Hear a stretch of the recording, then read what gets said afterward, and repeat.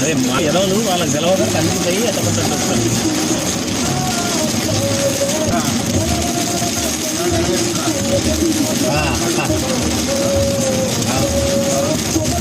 ఇప్పుడే నెరవేరుగా మామూలు కాదు, వర్షాకాలం పడ్డట్టు పడుతుంది.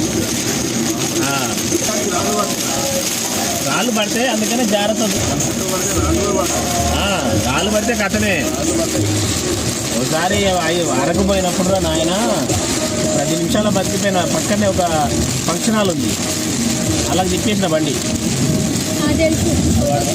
ఫొటోస్ ఉన్నాయా డాడీ? ఎక్కడున్నాయి? ఇందులో కూడా ఉన్నట్టుంది.